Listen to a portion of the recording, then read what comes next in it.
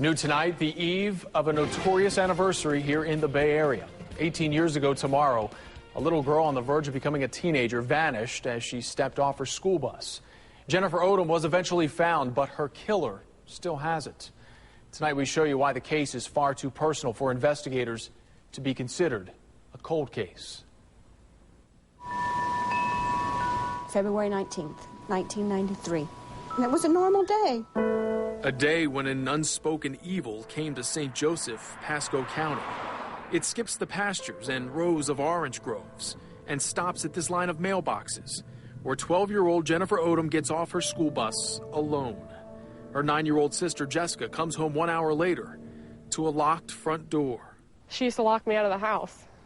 So I went up to Grandma's because I was mad and I wanted to get her in trouble. 4 o'clock came and Jessica called me and said, Mom, Jennifer's not here. I knew right then that something was wrong. Night fell. Hundreds of volunteers would scour the woods and fields until 6 days later it was confirmed. Jennifer Odom had not only vanished, she was murdered. The partially clothed body of the athletic, pretty, and highly intelligent 7th grader would be discovered among the woods and orange trees of neighboring Hernando County.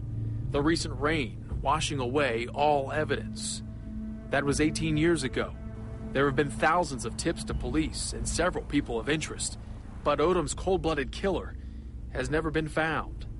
Kids on the bus recall a blue pickup truck near her stop when she got off. The tip never panned out. And it doesn't get any easier. You just learn how to cope.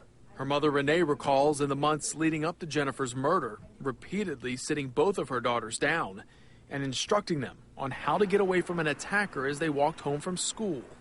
It was as if a mother's intuition was eerily clairvoyant. We talked about it. We played it out every day. If something wasn't right, drop your stuff and run.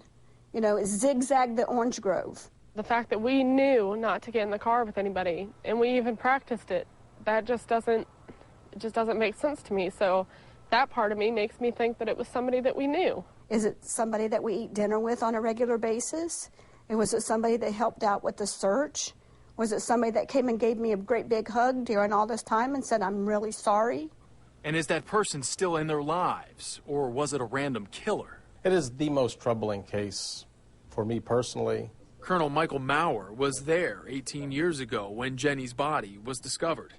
And there, 2 years later, when a couple walking in the woods found Jennifer's book bag.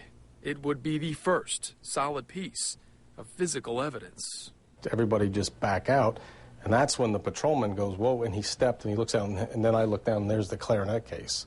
Inside would yield a partial fingerprint, not from Jennifer. That evidence now takes up rows and rows of boxes and binders, the most space out of any cold case in Hernando County. It sits in an FBI hard drive, the print constantly checked against the National Criminal Database. Recently, every Monday, Hernando's cold case team sets aside that day alone to look over Jennifer's evidence again and again, hopefully for the last time. There's just too many messages that we're not supposed to give up on this case. But ultimately, it may not be evidence, but the human need to purge a soul to make things right that will bring St. Joseph back to where it was before February 19th, 1993. We were always the people that thought, you know, it's not going to happen to us, and it did. So you can't ever not tell them enough that you love them, because one day they might not be here. Investigators from Hernando, Pasco, FDLE, and the FBI are scheduled soon to meet and go over this case with all of their collective evidence. And this case is far from cold. A new tip came in just last week. If you have any leads that could help investigators, you're being asked to call the Hernando County Sheriff's Office at 352-754-6830.